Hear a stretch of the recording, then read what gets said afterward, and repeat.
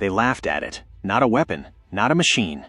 Just a piece of wire, something a tired mechanic bent with his hands in the dark, while pilots were dying in the sky above him. In World War II, the Japanese Zero ruled the Pacific.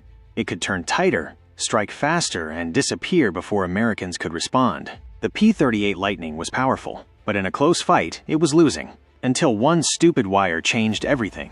No permission, no testing, no guarantee it wouldn't kill the pilot instead. What followed was not an upgrade. It was a gamble, one that forced Japanese pilots to rethink the sky itself. This is not an aviation myth. This is not a movie moment. This is a real dark war record about how one illegal idea made American fighters outmaneuver every Zero, and why history almost erased it. Welcome to Dark War Records. They called it stupid. A piece of wire, bent by hand. No blueprint, no approval stamp, no officer willing to sign his name under it. And yet somewhere over the Pacific, a Japanese Zero pilot pulled hard into a turn. And for the first time, the American fighter did not fall away. It stayed with him. That was the moment the sky changed. The Pacific Air War was not fought with honor. It was fought with fear, altitude, and seconds. By 1942, American pilots knew the truth they didn't say out loud. The Japanese Zero could turn inside almost anything the US flew. Once a Zero got behind you, you didn't dogfight. You prayed. Or you died. Pilots blamed the plane. The P-38 Lightning twin engines, heavy, fast in a dive, but stiff in a turn. At low speeds, its controls felt like they were fighting back. At high speeds, they sometimes stopped responding altogether. Men didn't call it compressibility yet. They called it the moment the plane betrayed you. Graves lined the edges of airstrips carved from jungle. Some pilots never even burned. They just vanished into water so deep it never gave them back. Command wanted answers. Engineers wanted time. Pilots wanted something, anything, that kept them alive one more mission. And in the corner of a maintenance tent, covered in grease and cigarette ash, a mechanic listened. He wasn't a designer. He wasn't famous. He didn't wear wings. He fixed what came back broken. And buried what didn't. He had seen the pattern. Every Lightning pilot said the same thing. She won't roll when I need her to. She locks up. She feels dead in the stick. The Zero pilots knew it too. They waited for it. One afternoon, a P-38 limped back with holes stitched across its wings like handwriting. The pilot climbed out shaking. He stayed with me, he said. He shouldn't have been able to stay with me. The mechanic looked at the ailerons, then the control linkage, then the trim tab, and something clicked. Not in a textbook way, in a field way. That night, under a single bulb, he worked alone. No paperwork, no authorization, just wire, thin, steel, ordinary. He rerouted it, tensioned it, changed how force transferred through the controls. Just a little. Enough. When another mechanic saw it, he laughed. That's not engineering, he said. That's a stupid wire trick. The mechanic didn't argue. He just waited. The next morning, the Lightning took off. Same plane. Same pilot. Different sky. At altitude, a Zero appeared, clean, confident, circling like a shark. The Japanese pilot committed. The American rolled. And the P-38 rolled with him. Not perfectly, not gracefully, but fast enough. The Zero overshot. The Lightning fired. The ocean took another plane, but not the American one. The pilot landed, didn't speak at first. He just stared at the wings. Then, he looked at the mechanic. What did you do to her? The mechanic wiped his hands. Nothing official. Word spread the way it always does in war. Quietly, dangerously. Pilots started asking for that wire. Not through command.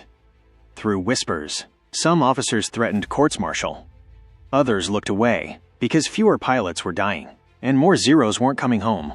But the enemy noticed too. Japanese pilots began reporting something new. American P-38s were no longer predictable.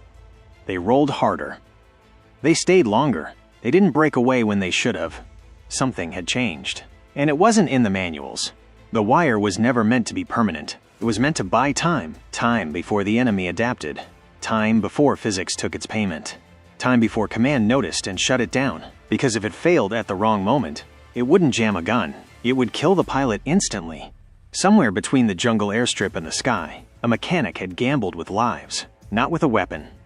Not with a new plane, but with a piece of wire everyone else thought was stupid. And the war was about to make him prove whether it was genius or just another way to die. The wire was supposed to be temporary. A field fix.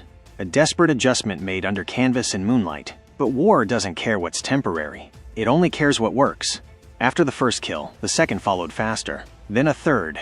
Pilots came back shaken, not from fear, but from surprise. The roll held. She didn't lock up. I stayed inside him. Statements like that were dangerous, because every success brought attention, and attention brought officers. An engineering captain arrived from rear command with a clipboard and a permanent frown. He inspected the modified P-38 in silence, measured, pulled, tested. Then he saw the wire. He stared at it like it was an insult. "This violates at least 6 safety regulations," he said. It wasn't tested. It wasn't approved. It could fail at high speed. The mechanic didn't argue. He had heard the same speech at gravesides. The captain ordered the wire removed. No discussion. The mechanic nodded. Then the pilot spoke, not loudly, not together, one by one. They talked about friends who hadn't come back, about Zeros that always won the turn, about how, for the first time, they felt like the plane was listening. The captain listened. Then he did something rare. He folded the clipboard. "Leave it," he said. "But if one pilot dies because of this..." He didn't finish the sentence. He didn't need to. The Japanese didn't understand what was happening. Their tactics were built on certainty. The Zero was light, agile, dominant in the turn. American fighters were faster in a dive, but clumsy when forced to fight close. That equation had ruled the Pacific sky, until it didn't. Engagement reports changed tone. Zeros overshot. Zeros lost position. Zeros disengaged. Some didn't make it home. Japanese commanders accused pilots of mistakes. Pilots accused the Americans of flying new aircraft. Neither was true. It was the same P-38, same engines, same wings, just different behavior. But the wire had a cost. At extreme speeds, the control forces increased sharply. Pilots felt it in their arms, in their shoulders. One described it as wrestling the plane while falling. Another said, "If you hesitate, it'll tear your hands off." The mechanic warned them. "Don't force it," he said. "Feel it. War rarely allows subtlety." Then came the incident. A high-altitude chase. A Zero diving away. The American pilot followed, too fast. The controls stiffened. The wire screamed under tension. For a heartbeat, the plane didn't respond. The pilot pulled harder, too hard. The lightning snapped into a violent roll and barely recovered. He landed white-faced. The wire held, but it had come close to killing him. Command reacted instantly. All modified aircraft grounded. Engineering review ordered. The mechanic was pulled aside. Interrogated, not angrily, coldly. "Did you calculate load limits?" "No." "Did you simulate failure modes?" "No." "Then why did you do it?" The mechanic answered quietly. "Because pilots were dying anyway." The review took days. Days when Zeros returned to their old confidence. Days when American pilots reverted to diving and running. Losses crept back, slowly, noticeably. The decision came down from above, not official, not written. A compromise. The wire would stay, but only under specific conditions. Speed limits. Altitude restrictions. Pilot briefing mandatory. It wasn't doctrine. It was survival with rules. By the time Lockheed engineers back home began working on official fixes, boost tabs, hydraulic assist, the wire had already changed the war. Not everywhere, not forever, but long enough. Japanese pilots adapted too. They stopped committing to tight turns against P-38s. They disengaged earlier. They avoided prolonged fights. The psychological edge cracked. And in air combat, that mattered as much as performance. The mechanic never got credit. No medal, no citation. His name didn't go in reports. But pilots remembered. They tapped the side of the cockpit before takeoff. Not for luck, for the wire. Because in the sky, far from factories and blueprints, a stupid idea had rewritten the rules of survival, and the war was far from finished. The wire was no longer a secret. It was no longer a rumor whispered between pilots or hidden beneath canvas and grease. It had become a problem, not for the enemy, for command. By late 1943, the air war over the Pacific had turned vicious in a new way. Japanese pilots were no longer reckless. They were cautious, suspicious. They tested American fighters now. Probing turns, short engagements, fast exits. They had learned something was wrong, and when an enemy starts learning, time becomes your most valuable weapon. Every mission became a gamble. Pilots flying modified P-38s knew the truth. The wire gave them an edge, but only if they respected it. Push too hard, and the controls fought back. Ignore the limits, and the plane punished you. Several pilots described the same feeling. It's like the aircraft is alive, and if you anger it, it'll try to kill you. Then came the crash. No enemy contact. No gunfire. A lightning went in during a hard maneuver at altitude. Witnesses saw it roll violently, then break apart. The pilot never ejected. The wire was found tangled in the wreckage, stretched, deformed, but not broken. Command didn't need more proof. Grounding orders followed immediately. This time, final. The mechanic was summoned again. This time, there was no clipboard, just silence. They didn't accuse him. They didn't thank him. They told him the wire was done. Official fixes were coming. Hydraulic boost systems, redesigned control tabs, real engineering, factory approved, safe. The mechanic nodded. He had expected this. But the pilots were furious. Not loud, not mutinous, just cold. They had survived because of that wire, and now they were being told to trust promises that hadn't reached the battlefield yet. One pilot said it out loud. "That wire kept me alive long enough for you to fix the plane." No one argued. The final missions flown with the wire were the most dangerous. Everyone knew it. The enemy was adapting faster now. Zeros avoided close turns, lured Americans into vertical traps, and pilots had to decide, every second, do I trust the wire or do I break away? Some trusted it, some didn't. Not all of them came back. Then, quietly, the wire disappeared, replaced by official modifications. Boost tabs. Improved controls. The P-38 became what it was always meant to be. Fast.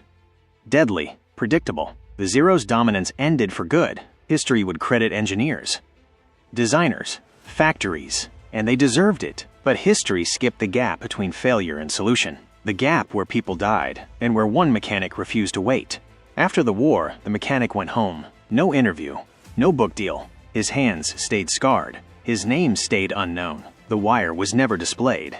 Because it wasn't heroic. It was dangerous, unapproved, and it worked. Some veterans spoke about it decades later, not in documentaries. In quiet conversations, they called it different things. The wire fix. The lightning trick. The thing that saved us. None of them called it stupid. World War II didn't end because of one idea, but it was survived because of many small, desperate ones, made far from generals and factories. Ideas born in tents under fire, with nothing but wire, fear, and time running out. And that is how a mechanic, with no authority, no protection, and no guarantee, changed the way the sky was fought, not by building a better plane, but by refusing to accept that dying was normal. The war did not announce its endings. It erased them. By 1945, the Pacific sky looked different, not because it was peaceful, but because it was controlled. The Zero was no longer feared. It was studied, tracked, outmatched. The P-38 Lightning flew with confidence now, its controls refined, its weaknesses engineered out, and almost no one remembered how close it came to failing. Official reports credited factories, engineers, and redesigns. They always do, but buried beneath those reports was an uncomfortable truth. Before the fixes, before the blueprints, before the safety margins, there was a piece of wire, and a man who ignored procedure because procedure was killing pilots. The mechanic was reassigned near the end of the war. No ceremony. No thanks. His final evaluation mentioned initiative and failure to follow established protocol. It also mentioned that aircraft availability had improved during his tenure. That line mattered more than the rest. Years later, when veterans gathered and the war became something they spoke about instead of survived, the story surfaced again. Not as legend, as warning. They talked about how fragile victory really was, how close the sky came to belonging to the enemy for much longer, how sometimes innovation doesn't look like genius. Sometimes it looks like a mistake that hasn't killed anyone yet. The wire was never officially documented, because acknowledging it meant admitting something dangerous, that the war had been temporarily won by disobedience. That survival sometimes depended on breaking rules faster than the enemy could exploit them, and that terrified institutions more than the enemy ever did. The Pacific War ended, flags changed. Airstrips became ruins, jungles swallowed metal and memory alike. But somewhere in a quiet garage, decades later, a man bent wire carefully between his fingers. Out of habit, out of memory, out of knowing that once, when the sky was killing young men every day, that wire mattered. This is how World War II really ended for many who fought it. Not with victory speeches, but with small decisions made in fear, under pressure, with no guarantee of survival. Decisions that history prefers to forget, because it's easier to celebrate heroes than to admit the war was held together by improvisation, risk, and men willing to be blamed if they were wrong. So remember this story, not because it's clever, not because it's dramatic, but because it's true. In the most dangerous war in human history, a stupid idea saved lives before anyone was ready to call it smart. This was not aviation legend. This was not myth. This was a dark war record. And this is how World War II ended in the sky. World War II didn't end because every plan worked. It ended because, sometimes, someone refused to wait for permission. A mechanic with no authority. A wire with no blueprint. A risk that could have failed at any second. And yet, it worked. Not long enough to be remembered, but long enough to change the war. The P-38 survived. The Zero fell behind. And history moved on. Clean, official, and incomplete. Because wars are not won only by generals and factories. They are survived by people who break rules when the rules start killing men.